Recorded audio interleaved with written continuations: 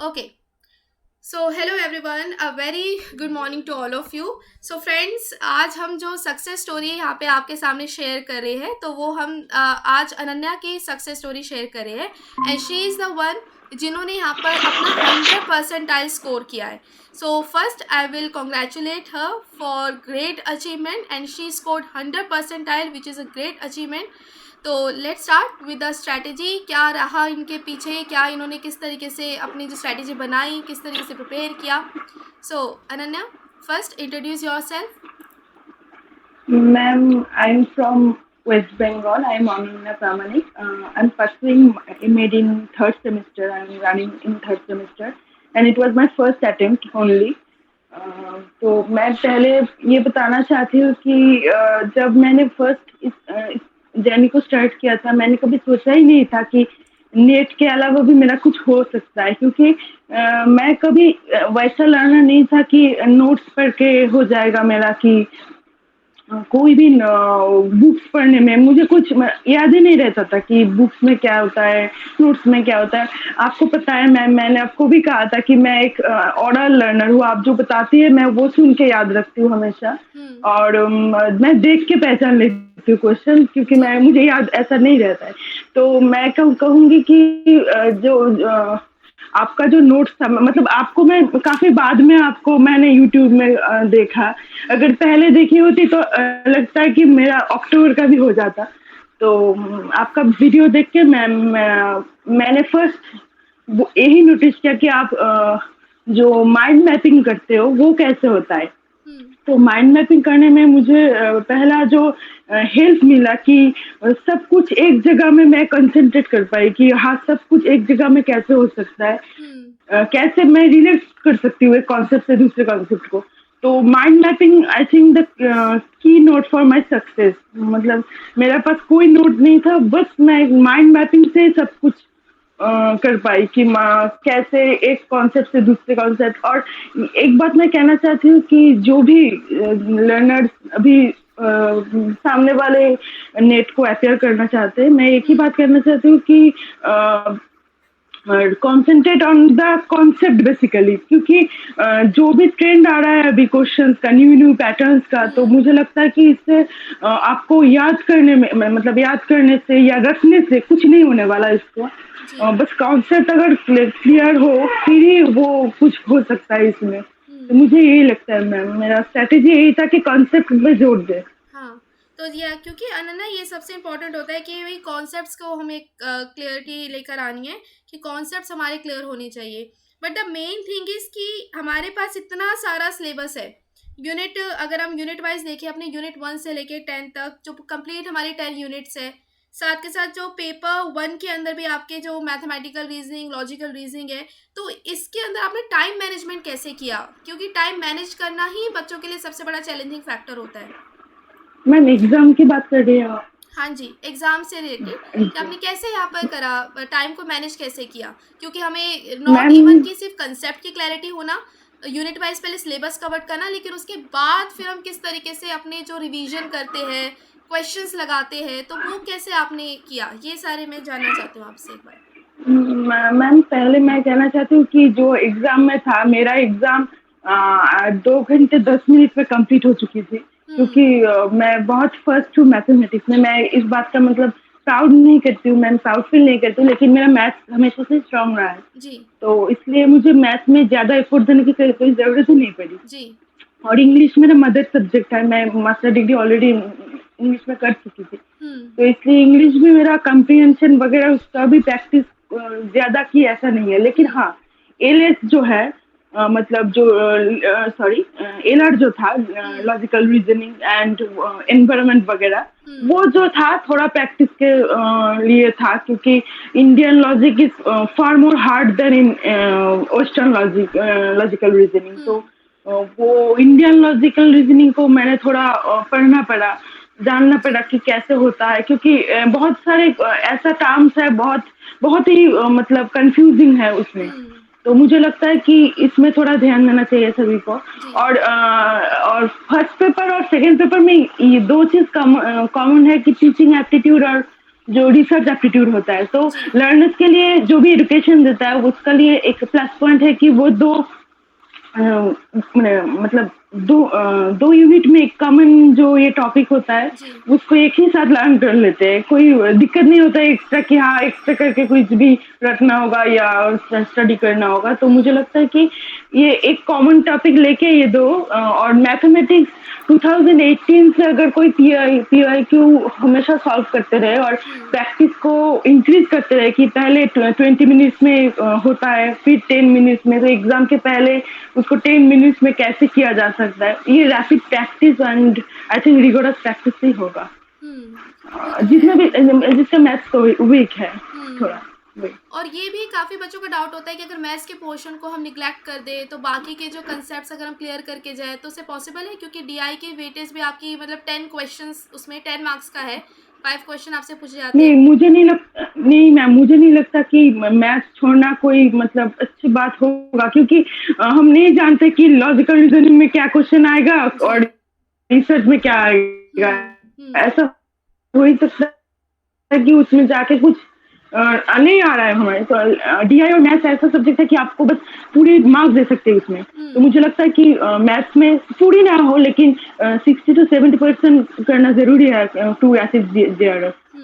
और last moment पे आपकी क्या स्ट्रैटेजी रही थी, रिवीजन किस तरीके से आपने की? जैसे कि अगर आपने मेरे साथ भी जो रिवीजन करी तो उसके अंदर आपने लास्ट मोमेंट पे, क्योंकि हमारे पास होता है कि नोट्स मेकिंग करना, तो जो नोट्स मेकिंग किस किस तरीके से करें कि लास्ट में जो अभी हम रिवीजन कर रहे हैं तो उसी को रेफर करते हुए करें, क्योंकि काफ़ी सारे बच्चों को डाउट होता है कि हमें पीडीएफ्स तो मिल ही रहे हैं तो उस पीडीएफ्स को ही गो थ्रू कर लेंगे तो हमारा हो जाएगा। क्या ये पॉसिबल है या फिर खुद की अपनी सेल्फ नोट्स हमें कुछ ना कुछ टर्मिनोलॉजीज लिखनी पड़ेगी रिकॉल करने के नहीं लिए? मैम हम सभी जानते हैं कि एग्जाम के पहले हम लोग काफी स्ट्रेस्ड होते हैं, हम्म। तो उस टाइम पीडीएफ को ढूंढ ढूंढ के सभी पढ़ना ये मुमकिन कभी नहीं हो सकता है।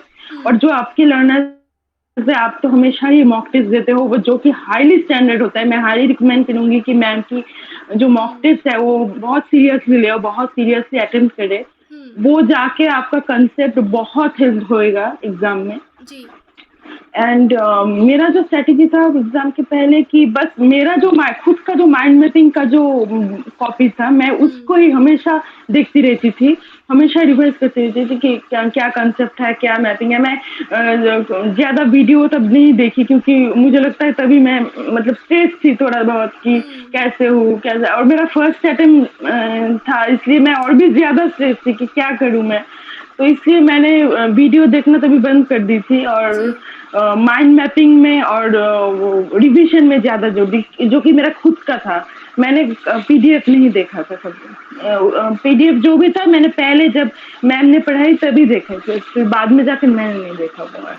क्योंकि काफ़ी बच्चों का ये था कि मैम आप शेयर करो अनन्या के 100 परसेंटाइल मार्क्स आए, इतना इतना अच्छा उन्होंने स्कोर किया, तो मतलब आप इसमें क्या कहना चाहते हैं? जब हमने रिजल्ट देखा तो आपको कैसा लगा कि मतलब मेरे 100 परसेंटाइल आए, क्योंकि बहुत बड़ी मैंने तो अचीवमेंट है ये। मैम आप हंसोगी कि मैं ना पहले सोचा कुछ गलत देख रही हूँ कि मैं दूसरे के कोई रिजल्ट मैंने मुझे ओपन हो गया है, तो मैंने फिर से देखा कि क्या सच में मैं इतना ही स्कोर किया। तो तब जाके मुझे यकीन हुआ कि हाँ 100% इन एजुकेशन, तो ये मेरे लिए बहुत बड़ा अचीवमेंट है क्योंकि मैं एक स्टूडेंट ऐसा था कि मुझे एजुकेशन में बिल्कुल भी मतलब मुझे कुछ भी नहीं आता था, पहले जीरो था मेरा पूरा बैकग्राउंड इसमें।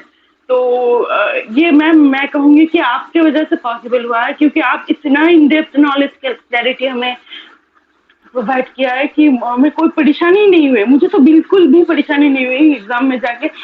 मेरा फर्स्ट शिफ्ट था, सभी लर्नर जानते हैं कि फर्स्ट शिफ्ट का क्वेश्चन काफी हद तक टफ था और बहुत कुछ कॉन्सेप्ट ऐसे भी थे कि हाँ मैम बहुत कुछ कॉन्सेप्ट ऐसे भी थे बिल्कुल भी पता ही नहीं था मुझे। फिर भी मैं कहूँगी कि कॉन्सेप्ट हो जाता है अगर आपका कॉन्सेप्ट का क्लैरिटी हो अच्छे से। और कीवर्ड मैं हमेशा सबको कहूंगी कि कीवर्ड पे ज्यादा ध्यान दे क्योंकि ऐसा पॉसिबल नहीं है कि आपका क्वेश्चन कमन आ जाए कि आपका कॉन्सेप्ट को पता हो। ऐसा हो ही सकता है कि पता ना हो आपको कुछ भी, तो उस वक्त आपका कॉन्सेप्ट और कीवर्ड ही आपको उसमें बचाएगा, मुझे लगता है ये।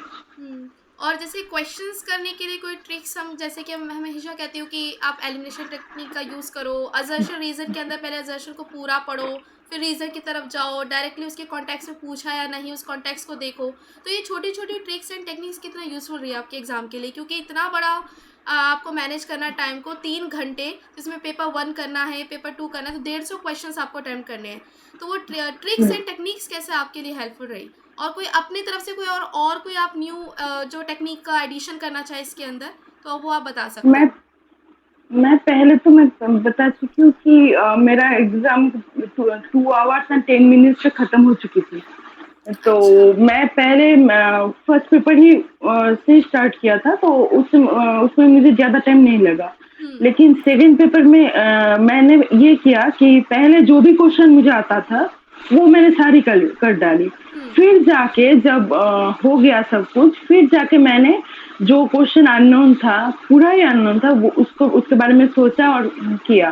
तो हम्म। मुझे लगता है कि जो भी लर्नर नेक्स्ट अटेम्प्ट के लिए प्रिपेयर हो रहे हो, तो वो जाके माइंडसेट ये रखो कि अगर क्वेश्चन अननोन आ जाए, उसमें ज़्यादा टाइम बर्बाद मत करो। हम्म। पहले जो भी आता है वो कर लो, हम्म।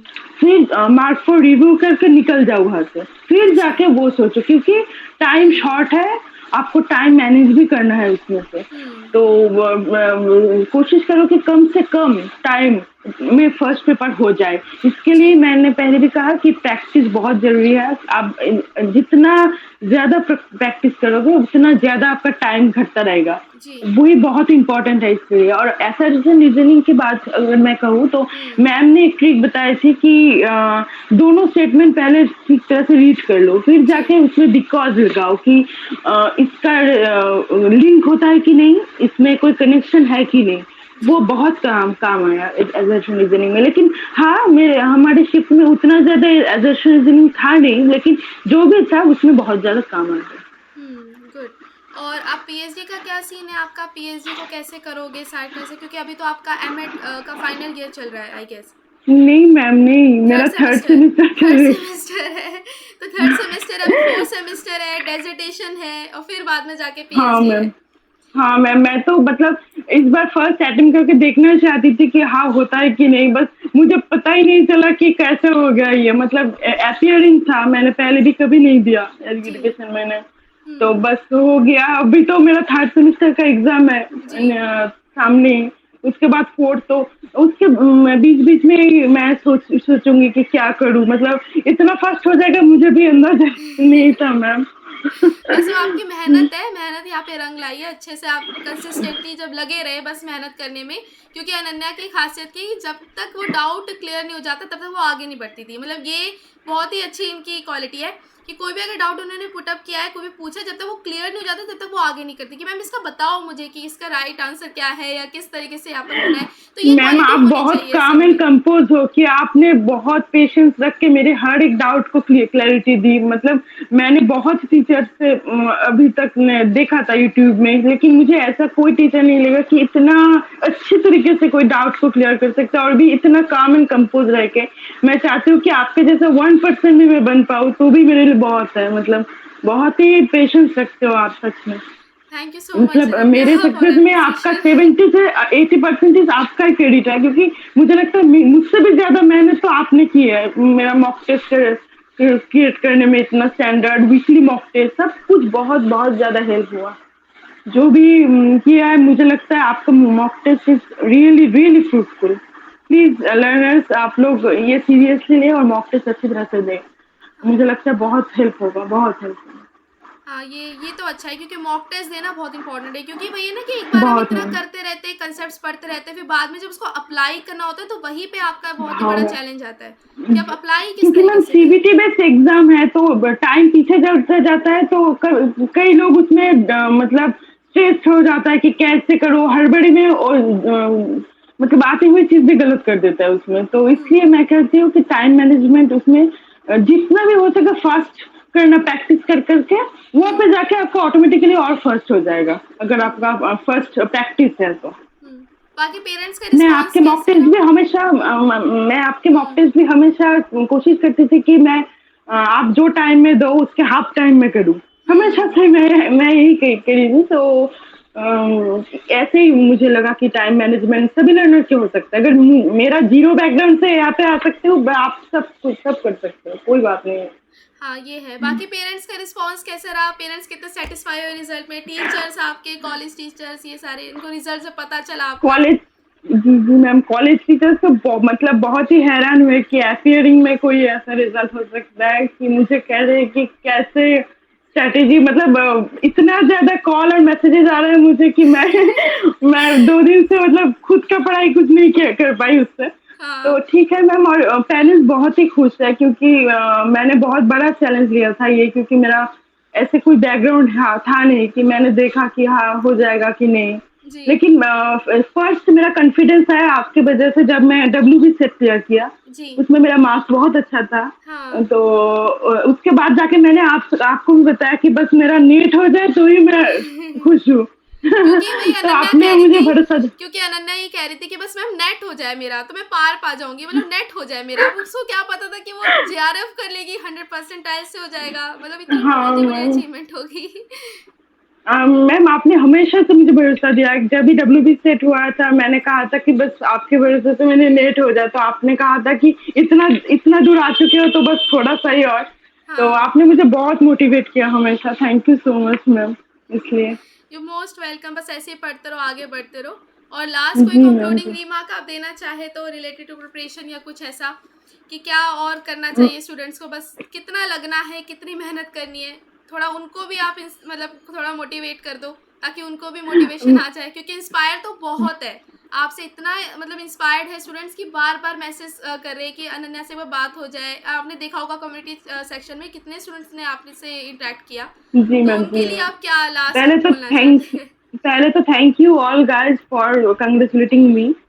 पहले मैं ये कहना चाहूँगी कि जो भी आपका स्टेटस है, अगर कोई फेल भी हो गया है, तो हुँ, आपके लिए कुछ मतलब गलत नहीं हुआ है, क्योंकि फेल होने से मुझे लगता नहीं कि कोई फेल हो गया, क्योंकि आपके पास एक्सपीरियंसेस है। जी। जो भी अटेम्प्ट दे रहा है लेकिन नहीं हो रहा है, कोई बात नहीं, आपके पास हुँ, एक्सपीरियंसेस है, आप वो उसको काम में जी, लगाइए, और उसको उससे अच्छी तरह से प्रैक्टिस। मैं हमेशा से यही बात बोलती जा रही हूँ कि प्रैक्टिस इज़ द मेन की पॉइंट। जी। अगर आप जितना भी ज़्यादा प्रैक्टिस करोगे, अगर मैथ्स वीक है, उससे ज़्यादा प्रैक्टिस, और हुँ, मुझे लगता है कि स्ट्रॉन्ग जो पॉइंट है आपका, उसको और स्ट्रॉन्गर कीजिए, कि जी। कोई भी क्वेश्चन आए उससे, हुँ, उससे कभी छूटे ही ना। वीक तो वीक है, तो थोड़ा बहुत मैनेज करके उससे हम क्लियर कर सकते हैं थोड़ा बहुत, लेकिन जो स्ट्रॉन्ग है, उसको कभी नहीं छोड़ना। कुछ हुँ, कोई भी थिंग हो जाए कि नहीं। तो मुझे लगता है कि पहले आप लोग स्ट्रॉन्ग जो पॉइंट है उसको सेल्फ एनालिसिस करके पॉइंट आउट कीजिए, आपका वीक पॉइंट एनालिसिस कीजिए, फिर हुँ, जाके आप स्ट्रॉन्ग पॉइंट में दूसरा स्ट्रैटेजी लीजिए कि इसमें स्ट्रॉन्ग कैसे करूँ, और वीक पॉइंट पे स्ट्रैटेजी ऐसा लीजिए कि इससे मैं कैसे पास हो जाऊँ। हाँ, दोनों का स्ट्रैटेजी अलग होगा हमेशा। हाँ, तो ये दोनों पेपर में ही मैं कहूँगी एप्लीकेबल है, कि स्ट्रॉन्गर पॉइंट को स्ट्रॉन्ग मोड करना, और वीकर को ऐसे पॉइंट में लाना कि पास हो जाए बस।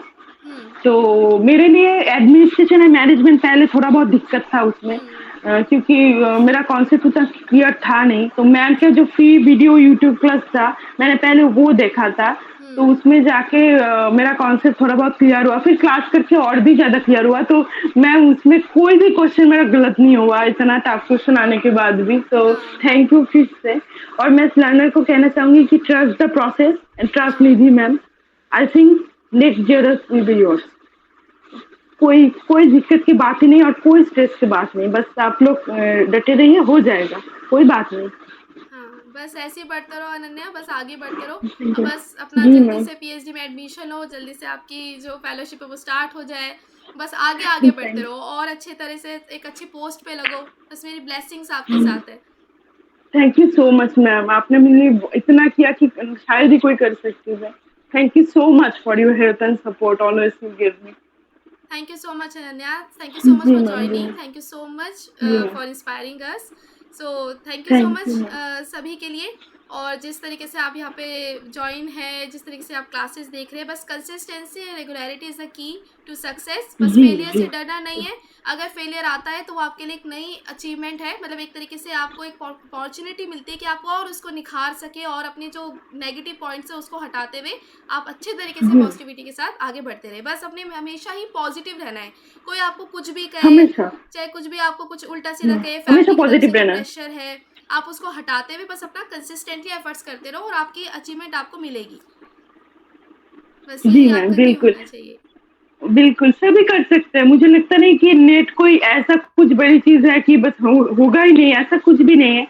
हाँ, हुँ, मेरा फर्स्ट अपियरिंग में हो गया, किसी का नहीं हुआ, इससे कोई मतलब ये नहीं कि वो कम एलिजिबल है कि कम कुछ है, कोई जी, बात नहीं है ऐसा। जी। सभी का हो जाएगा, सभी का टाइम होता है खुद-खुद का, इसलिए मैंने पहले ही कहा कि ट्रस्ट द प्रोसेस फर्स्ट।